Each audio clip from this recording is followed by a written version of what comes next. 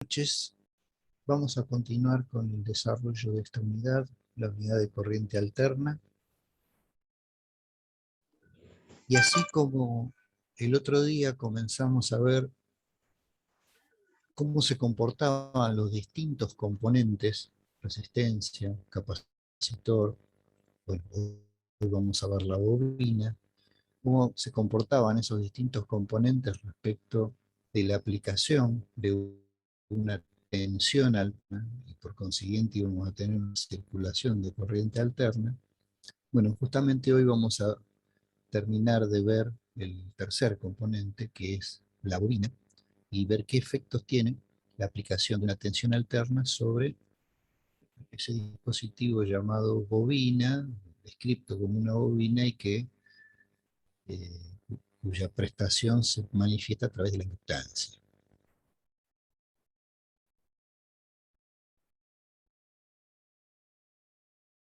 Bueno, lo primero que vamos a aclarar, y como hicimos el otro día, para que no nos moleste en el momento en que lo tenemos que aplicar, recordar que la representación de la unidad imaginaria, que para nosotros es J, en lugar de I como era en álgebra, esta representación de J en el plano complejo, en el plano de los números imaginarios y los reales, la vamos a poder representar a través de un 1, una unidad a la 90. Y esto nos va a servir en el momento que tengamos que compatibilizar la nueva forma de la ley de Ohm para los circuitos inductivos. Algo parecido a lo que nos ocurrió el otro día con los circuitos capacitivos. La segunda aclaración que vamos a hacer es esto del título, circuito inductivo puro. En realidad, las cosas puras no existen en los componentes reales, pero para hacer una primera aproximación al estudio de cómo se comportan estos componentes, es conveniente atacar las cosas de una manera más pura, no mezclando todo lo que pasa en el componente. ¿Y a qué nos referimos con un circuito inductivo puro? Nosotros, las bobinas reales, sea para construir electroimanes o sea para hacer una experiencia de laboratorio común, las bobinas van a estar construidas con alambre de cobre. Y ese alambre de cobre lamentablemente va a tener una cierta resistencia. Nosotros cuando vimos en la unidad 5 las, las magnitudes básicas del estudio de la corriente, allí vimos que la resistencia de un material se podría calcular como ρ por L sobre S, es decir, el valor de la resistividad específica del material, la longitud y la sección. Entonces, normalmente los alambres que constituyen, que forman las bobinas, son alambres muy finitos y muy largos. Y entonces, la resistencia presente en esos componentes va a ser importante. Y ya cuando el año que viene se estudie electrotecnia o mecánica eléctrica industrial para las distintas carreras, esas cuestiones van a ser consideradas. Se va a hablar de bobinas reales y se va a mencionar la presencia de la resistencia en una bobina. Pero por ahora, como estamos haciendo las primeras armas dentro del estudio de lo que ocurre con las bobinas excitadas con corriente alterna, vamos a prescindir de considerar que las bobinas tienen resistencia eléctrica. Vamos a considerar a esa bobina como construida de un material puro, de un material de un alambre de cobre que no tiene resistencia. Entonces, con el objetivo de simplificar el análisis y hablar específicamente de lo que nos interesa, de que es el comportamiento de la bobina y no de la resistencia de la bobina, vamos a empezar diciendo que la tensión sigue siendo la misma. La tensión es aquella que teníamos en el enchufe, los 311 volt por seno de 314 radianes por segundo por T. Esa misma tensión del toma corriente es la que le vamos a aplicar a esta bobina imaginaria que estamos dibujando acá. Y dentro del estudio de las bobinas, vamos a estudiar lo que pasa con la bobina, tenemos que recurrir a todo el paquete de fórmulas que vimos cuando estudiamos inductancia, cuando relacionamos la inductancia con la ley de Faraday. Bueno, justamente esa es la ecuación que apareció recién, ¿no? la fuerza electromotriz que vaya a aparecer sobre la bobina va a tener que ver con el valor de la inductancia y con la variación de corriente en el tiempo en esa bobina. Y bueno, la regla de Lenz nos decía que el valor de la fuerza electromotriz tiene que ser tal que se oponga a esa variación de la corriente. Entonces, partiendo de esta fórmula, nosotros en esa fórmula, a través de la regla de Lenz específica para el estudio de las bobinas, nosotros en esa fórmula ya estamos diciendo que los volts que aparezcan sobre esa bobina van a ser volts de oposición. Va a ser un valor de volts, de amplitud, fuerza electromotriz, pero que va a estar medida en la unidad de medida volts, y esos volts se van a oponer a la variación de la corriente. Por otro lado, también estudiamos en la unidad 5 que cuando se plantea la segunda ley de Kirchhoff, cuando se recorre un circuito y se plantea la segunda ley de Kirchhoff, ahí normalmente las fuentes de tensión van positivas porque entregan energía al circuito, y las caídas de tensión van negativas porque ahí es donde se consume la energía del circuito. Hay varias reglas que uno puede aplicar, que si cruzo la resistencia para allá, igual que la corriente, distinto que la corriente. Bueno, sí, hay reglas muy específicas para plantear ese tipo de circuitos. Pero como idea general, y para lo que nos sirve ahora, podemos decir que a las fuentes de tensión las consideramos positivas, que entregan energía. Y los demás elementos provocan pérdidas de tensión o utilizan esa tensión que se les entrega para su funcionamiento. Y esas utilizaciones para el funcionamiento las consideramos negativas normalmente. Entonces acá con el negativo tenemos dos problemas. Primero, que ya estamos diciendo que hay un negativo en la forma en que la bobina utiliza lo que le entrega la fuente. Y segundo, que cuando planteemos la ecuación de Kirchhoff, basado en estas reglas que yo mencionaba recién, a nosotros nos gustaría escribir B como que entrega energía, menos E, menos la fuerza electromotriz que aparezca en esta bobina, porque este es el que entrega y este es el que consume. Entonces, el que entrega positivo, el que consume negativo. Entonces estaríamos chochos escribiendo B menos E igual a 0. Pero tenemos un problema, que nosotros ya dijimos que la bobina consume, lo estamos diciendo acá. Al decir el menos de la regla de Lenz, ya estamos diciendo que esa bobina es un receptor de energía. Entonces, si nosotros escribimos B menos E igual a 0 y después reemplazamos esa E por esto, vamos a estar diciendo dos veces que se opone. Y vamos a estar cometiendo una falta en el balance energético del circuito. Por eso es que de manera extraña, bueno, extraña si no hubiera estado en la explicación anterior, pero por primera vez aparece la ley de Kirchhoff, la segunda ley de Kirchhoff, escrita de una forma que no estamos acostumbrados. Acá si uno lo mira fríamente, lo que es positivo en la fuente está entregando energía. Y lo que es positivo en la bobina también estaría entregando energía. Bueno, en realidad no es así.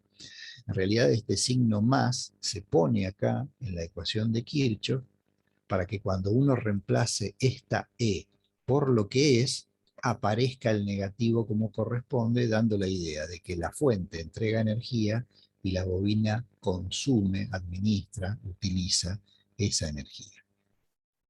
Entonces, nos queda esta expresión ya más simple, despejando matemáticamente, y ahora sí reemplazo con la primera ecuación, mejor dicho, con la segunda ecuación, tenemos que el balance entre la fuente y lo que la bobina recepciona va a estar dado por esta última ecuación, L por derivada de I respecto de. Les doy unos segundos para que lo piensen y si hay alguna pregunta, por favor, trato de buscar otra forma de representarlo. Sí, yo tengo una pregunta. Disculpe, estoy tratando de... ¿Por qué entonces la ecuación no sería B menos C igual a 0? A ver, cuando uno, mientras voy tratando de explicar, voy a ir echando mano a otras herramientas. Mientras se carga esto y conecto la tableta. A ver, partimos de ese concepto principal, ¿no? Los elementos que entregan energía, los elementos que consumen energía. Y la forma más fácil de ver esto, para tener una idea,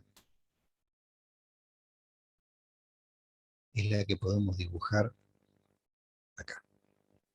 Y de manera sencilla, ya yéndonos de corriente alterna y hablando de aquellos circuitos que vimos en la unidad 5. Yo tengo tensión acá, ya vuelvo a corriente continua para que sea más fácil la explicación y la forma de entenderlo. Y acá yo claramente escribía perdón, con mayúsculas, V menos I por R, vamos a ponerla ahí como si fuera de corriente continua, I por R igual a 0. Entonces acá nosotros siempre decíamos que lo que teníamos en esta resistencia era una caída de tensión en la resistencia, que se calculaba como tantos amperes por tantos ohm, y eso me daba tantos volt, por tantos ohm, y eso me daba tantos volt que caían y que coincidían con lo que entrega la fuente. Entonces, insisto con esto que decía antes, esto entrega energía al circuito, en energía, y esto consume esa energía,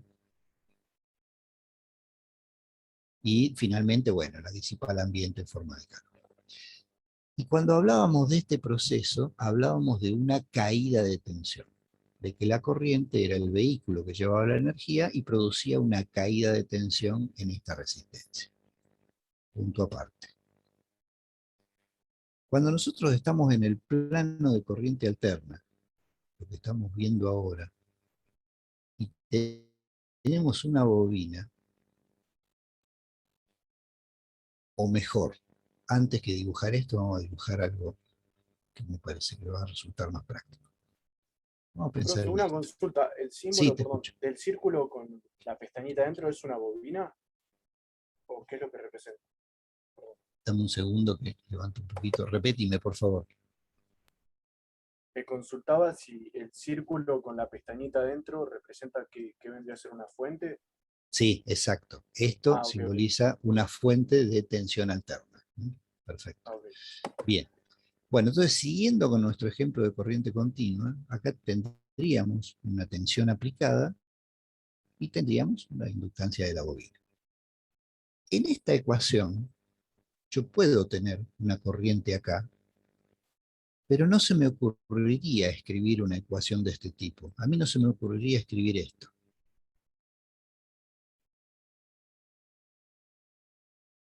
No se me ocurriría escribir esto porque yo, para que esto me da en volt, me lo dan como dato y esto es volt.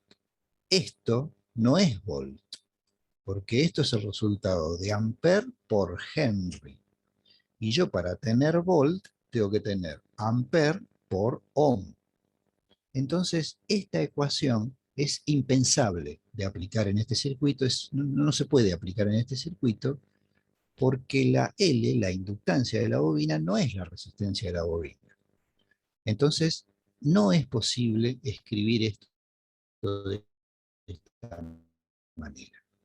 Por otro lado, nosotros dijimos hace un rato, y casi siempre lo estamos tratando así en física, esta bobina que tenemos acá es una bobina ideal. Una bobina cuya resistencia es cero, no tiene resistencia, lo estamos analizando de esa manera.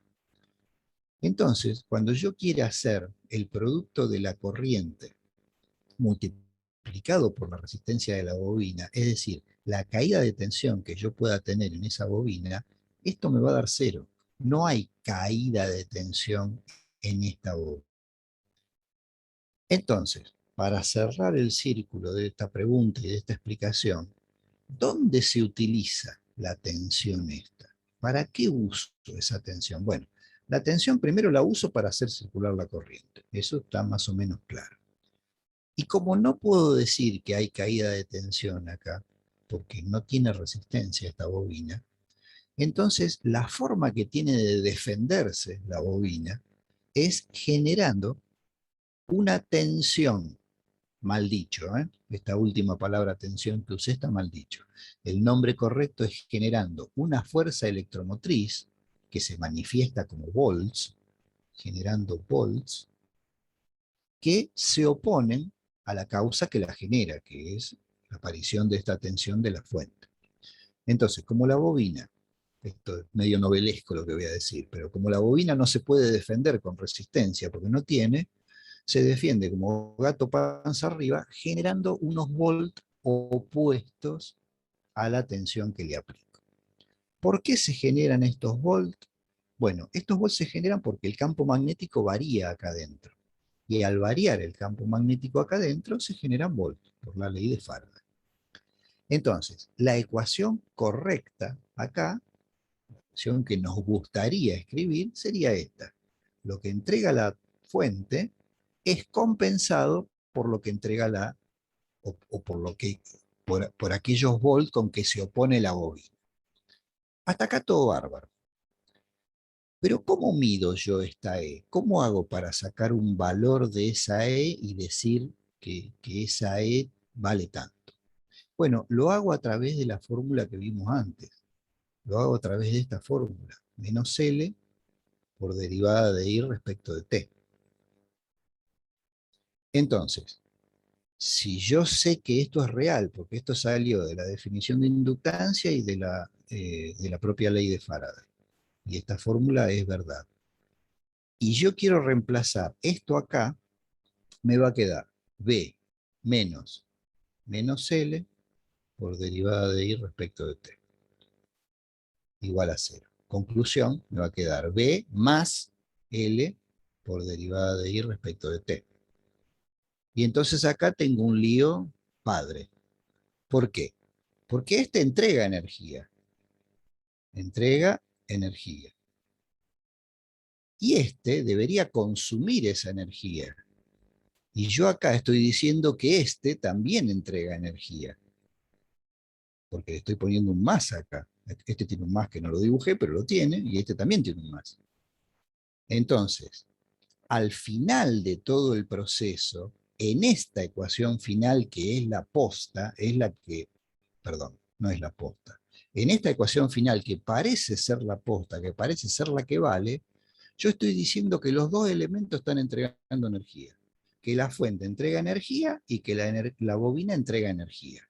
Y eso no es verdad, porque lo único que me entrega energía acá en mi casa es el tomacorriente, no la bobina que le conecto del aparato que yo conecto. Entonces, para eliminar este problema, para eliminar esto que no es verdad, es que se empieza así. Se dice, si yo quiero hacer Kirchhoff acá, hagamos esto. Pongamos B más E. Pero ¿cómo más E? Si la E tiene que oponerse a la B. Bueno, espera. Escribilo así y ahora empezá a hacer los reemplazos. A ver con qué te encontrás. Ahora te encontrás con que B, y reemplazando esto por esto, ahora escribo menos L por derivada de I respecto de T. Y ahora dimensionalmente y a nivel de signos queda como corresponde. Este entrega energía porque tiene el más y este consume energía porque tiene el menos. Si yo lo hago así, al final de la historia digo, bueno, está bien, esto es lo que realmente ocurre.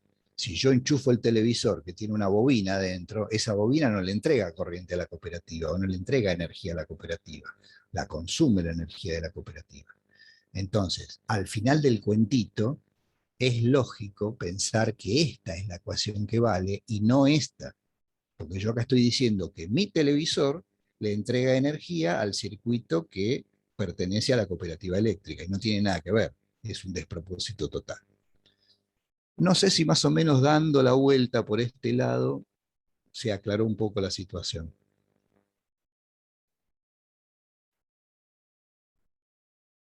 Parece que no, Ahí, sí, sí, estoy. más o menos. Bueno, Va. habrá que pensar, sí, Sí, no, sí. no es no es fácil, habrá que pensarlo un poquito más. En realidad, bueno, no, vamos a dejarlo para el año que viene. Porque esta ecuación es tema del año que viene de las 3 carreras. Bueno, el año que viene, en ingeniería industrial, cuando se ve transformador en electrotecnia y máquinas eléctricas, vuelve a aparecer esa ecuación, volvemos a hablar del tema. En mecánica eléctrica industrial, con la ingeniera Díaz, también vuelven a hablar de este tema. Y en cuarto año, cuando estamos con la gente de electromecánica, también volvemos a hablar de esa ecuación cuando vemos transformador. Así que, bueno, hasta acá llegamos justificándolo en el tema energético y justificándolo cómo debe ser aplicado para que tenga coherencia. Bueno, entonces,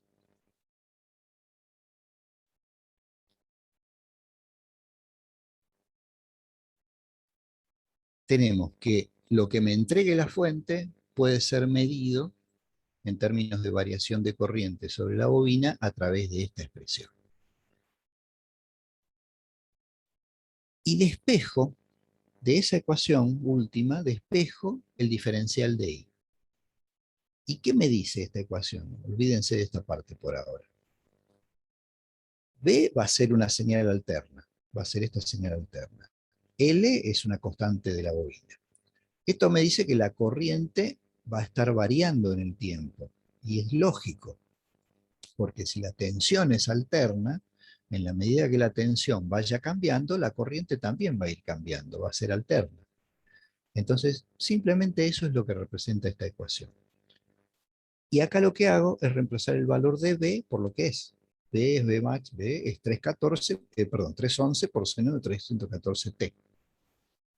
¿Y para qué hago todo este rollo? Bueno, tengo obligatoriamente que hacer todo esto porque yo quiero encontrar cuánto vale la corriente. Quiero encontrar una fórmula que me permita calcular la corriente, como hicimos en las 2 demostraciones anteriores, en la de la resistencia y en la del capacitor. ¿Y cómo hago para calcular la corriente? Bueno, acá tengo lo que se llama una ecuación diferencial.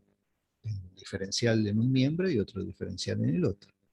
Entonces, habrá que aplicar un método para resolver esa ecuación diferencial. Ese método es fácil. Integro los 2 miembros y listo, resuelvo la ecuación diferencial. Esto es lo que se plantea ahí. Si yo quiero encontrar la expresión de la corriente, integro el diferencial de corriente. Y también tengo que integrar todo lo que sea variable en el segundo miembro. B máximo no es variable, vale 311, es constante. L es el L de la bobina, también es constante, sale afuera de la integral. Y lo que es variable es la función seno omega t, t en realidad, y el diferencial de t. Bueno, la integral del primer miembro no tiene misterio. La integral del diferencial de x será x, así que la integral del diferencial de y es y. Y la integral del segundo miembro es la integral de un seno, que es menos coseno.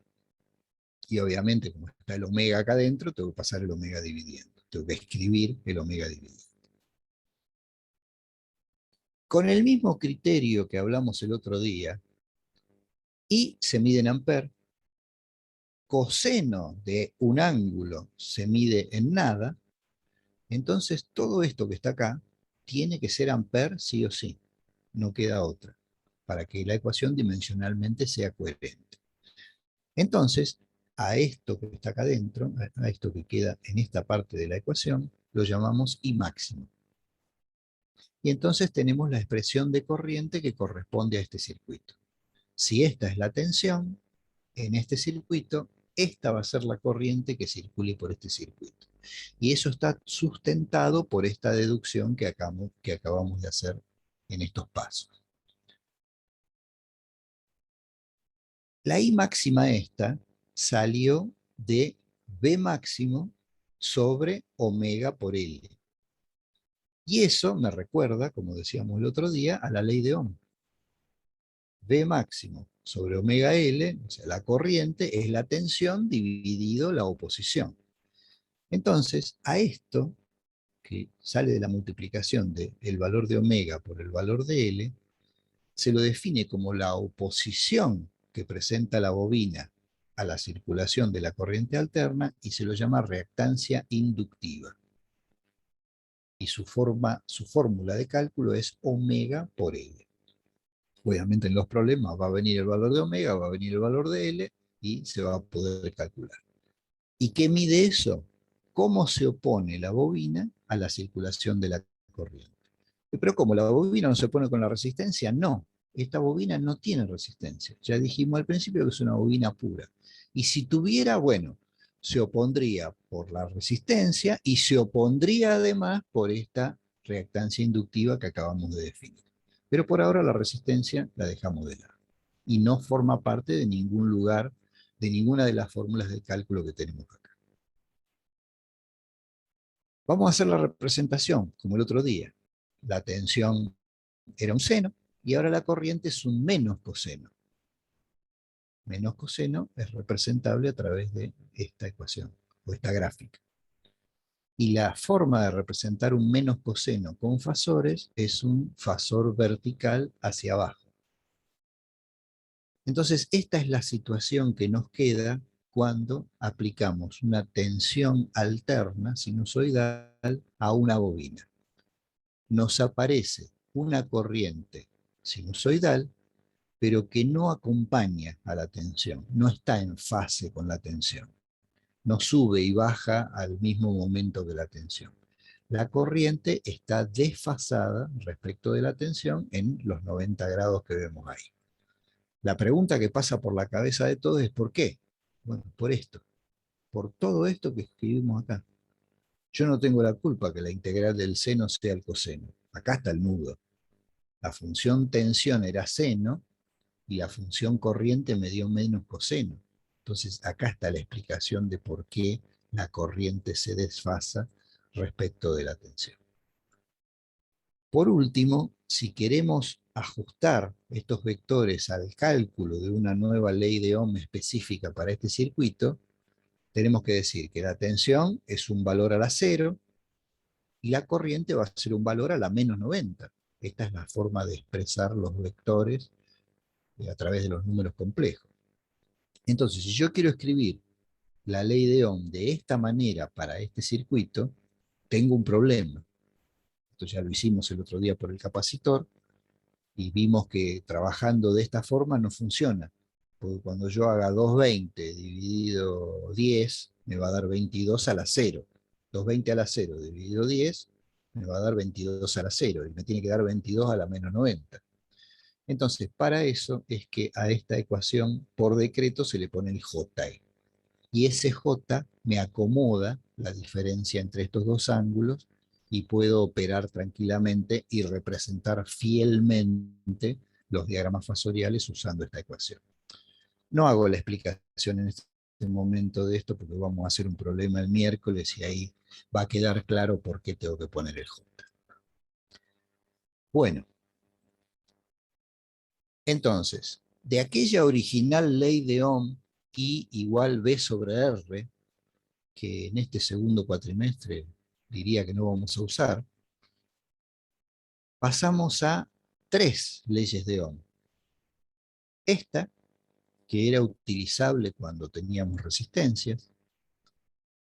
Esta, que está un poco sucia porque la animación hace que escriba una cosa arriba de la otra, pero en donde poníamos el menos J para adecuar el corrimiento de la corriente respecto a la tensión.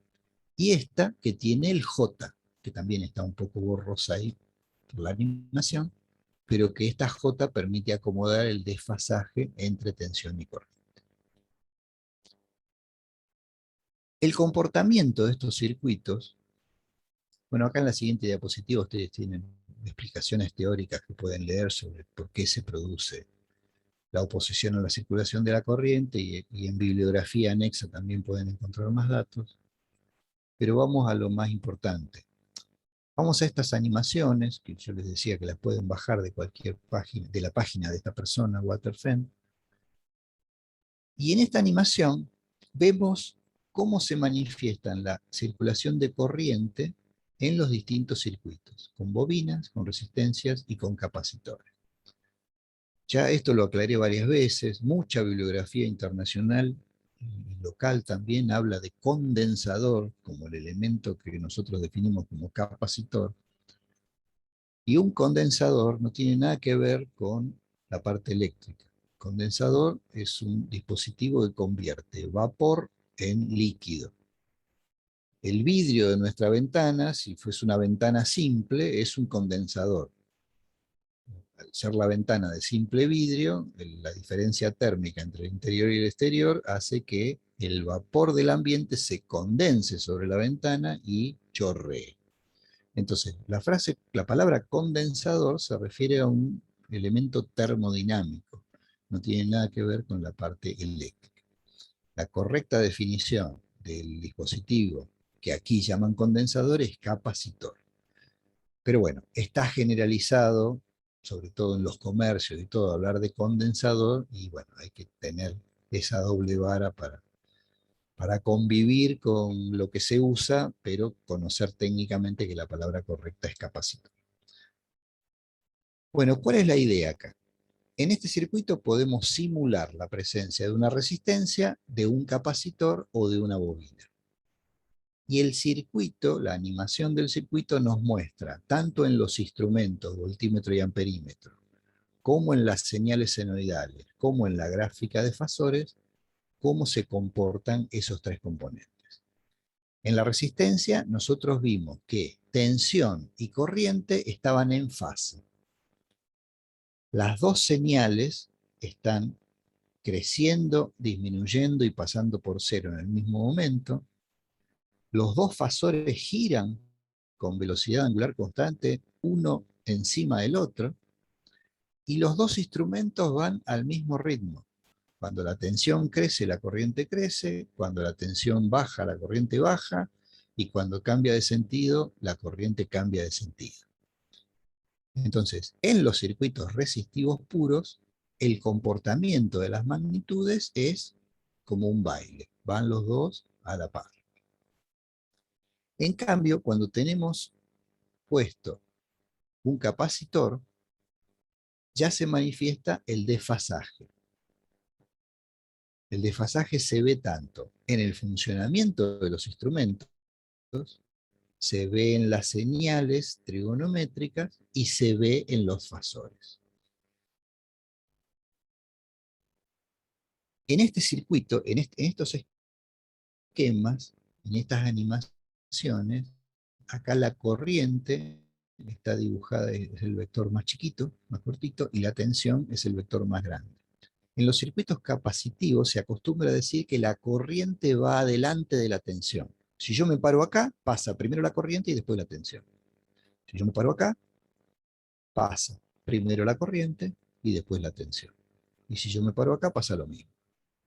Entonces, esta es la idea, esa frase tan popularizada en el gremio eléctrico, digamos, que en los circuitos capacitivos la corriente adelanta a la tensión. Y eso lo puedo ver bien en esta animación de vectores, donde siempre el vector corriente va a pasar antes que el vector tensión. Y por último, si lo que tenemos es una bobina, se invierte la situación, y en la bobina, si bien los dos instrumentos van fuera de compás, cuando la tensión pasa por cero, la corriente es máxima y viceversa. Si yo me paro en cualquier lugar de esta animación, me paro en ese lugar, primero pasa la tensión y después pasa la corriente. Entonces se acostumbra a decir que en los circuitos inductivos, en los circuitos con bobinas, la corriente atrasa a la tensión. Hay reglas mnemotécnicas para acordárselo, la palabra civil, Ciudad de Luis, bueno, podrán encontrar en internet varias de esas reglas para recordar. Bien, cuando uno conecta un instrumento de aguja o mira un instrumento de aguja yendo a visitar una fábrica, un tablero de una fábrica, uno no ve este movimiento. Uno no ve que la aguja del amperímetro, del voltímetro tengan ese bailoteo de izquierda a derecha. Eso es porque la frecuencia de la corriente es tan grande, de 50 Hz, y entonces al ser tan grande la frecuencia, el instrumento está quieto, no se mueve. y son instrumentos específicos para medir corriente alterna. Bien. Hablando de todo esto, llegamos a lo que conocemos como el concepto de impedancia. Una nueva palabra utilizable en los fenómenos de corriente alterna. Nosotros podemos tener en un circuito una mezcla de componentes. Hasta ahora analizamos 3 circuitos por separado: resistencia por un lado, capacitor por un lado, bobina por el otro. Y ahora vamos a analizar los 3 juntos. Y vamos a suponer que a esos 3 circuitos juntos le aplicamos la tensión del enchufe. Esto que está acá, como decíamos antes, representa el voltaje que nos entrega el tomacorriente para alimentar a este circuito. Indudablemente en este circuito va a haber una corriente que va a circular, una corriente alterna, y sobre cada uno de esos componentes se va a producir una caída de tensión. Se va a producir una manifestación de oposición en la resistencia, en la bobina y el capacitor. La forma de calcular la caída de tensión en la resistencia es como siempre, I por R.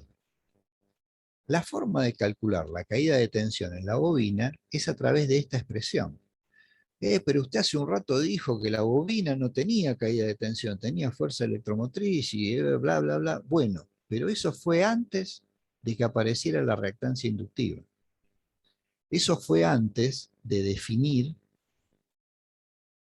esto, de definir esta nueva forma de oposición de la bobina.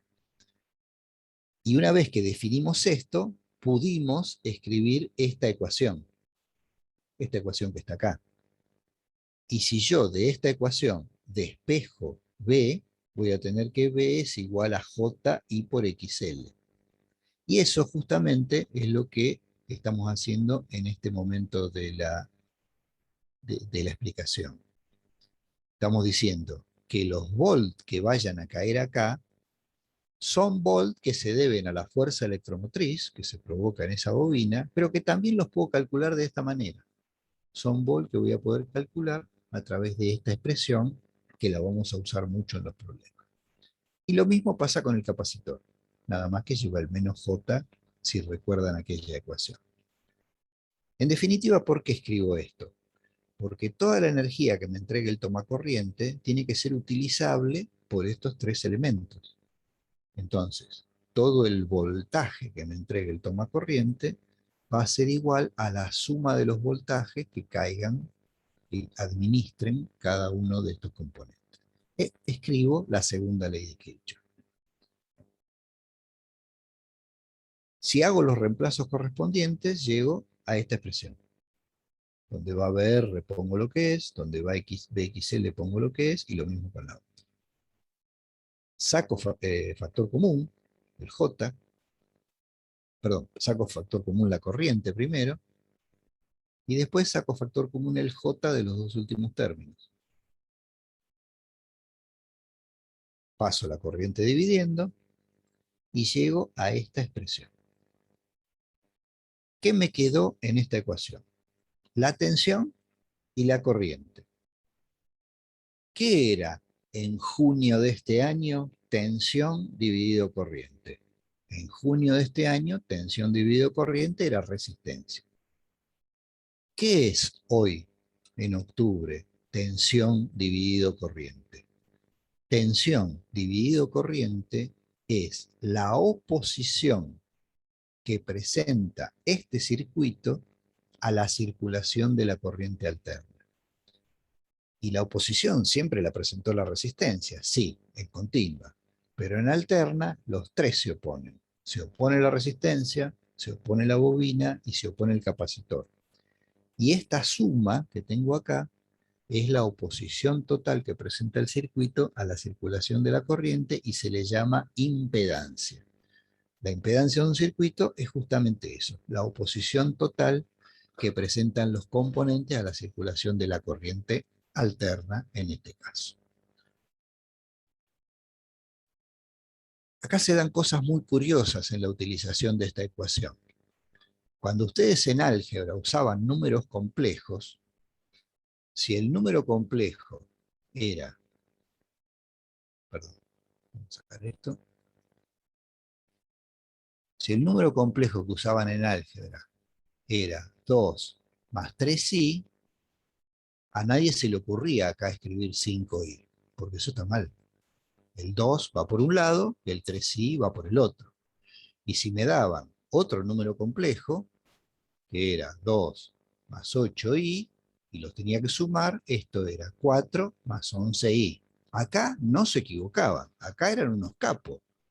No, perdón, a veces soy medio ácido, pero no es de maldad, es para que se les haga carne lo que voy a decir a continuación y no cometan el error. Esto lo tenían re claro. Los imaginarios se sumaban por un lado y los reales se sumaban por el otro. Ahora, cuando aparece esto que escribimos recién, R más JXL menos XC, por más complejo que sea esto, por más complejo quiero decir que tiene muchos ingredientes y bueno, ¿cómo lo manejo? Esto en definitiva va a ser un número complejo. Esto va a ser 4 ohm más J, 8 ohm. Y sin ninguna vergüenza ponen esto, Z igual 12 ohm. Ahora, ¿por qué si acá no lo hacen, acá lo hacen? Y vuelvo a decir, no lo hago de jodido. O bueno, un poquito sí, pero lo hago para que no lo cometan ese error. Por favor, no cometan este error. Acá los imaginarios van por un lado y los reales van por otro lado. No puedo sumar peras con bananas, como se dice comúnmente. Lo que pasa es que acá le rompieron tanto con el imaginario, el imaginario, y la J, yo no jodí tanto con la J, di por asumido que I para nosotros era J y chao.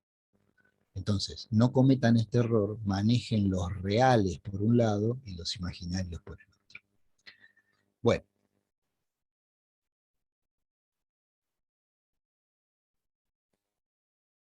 la inercia, esto que acabamos de definir, oposición que presenta la resistencia, la bobina y el capacitor a la circulación de corriente alterna, la impedancia es representable matemáticamente a través de un número complejo. Y un número complejo se puede representar en el plano. Horizontal la parte real, vertical la parte imaginaria. Y eso es lo que se hace. Se representa en forma binómica, esto va a ser una cuenta, 4 más J8 o 4 menos J8, y en forma polar, un módulo y un ángulo. Y eso lo puedo graficar. Un módulo y un ángulo. Esta va a ser la representación de la impedancia en los circuitos de corriente alterna. Después, para no andar dibujando tanto, bobina, capacitor, siempre es complicado, las impedancias se representan de esta manera. Un rectángulo sin nada dentro, sin bobina, sin capacitor, sin nada, y se le pone la Z acá. Esta es la representación circuital de una impedancia.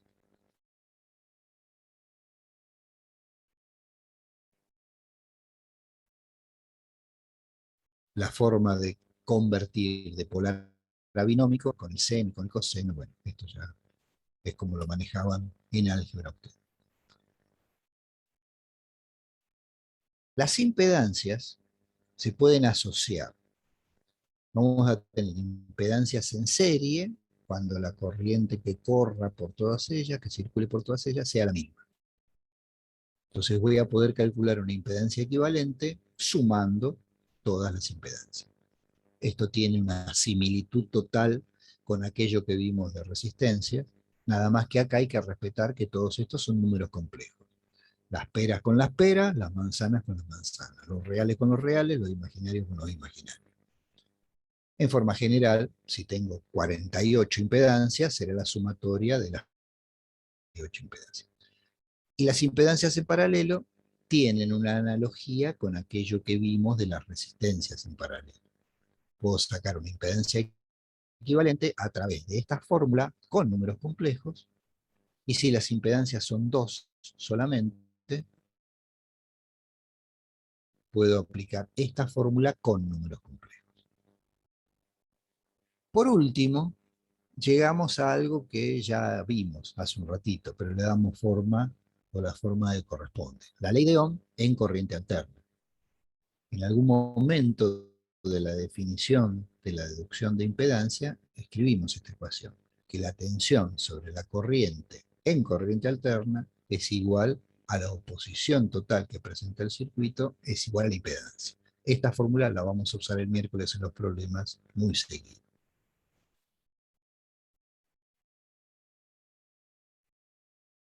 También valen las leyes de Kirchhoff.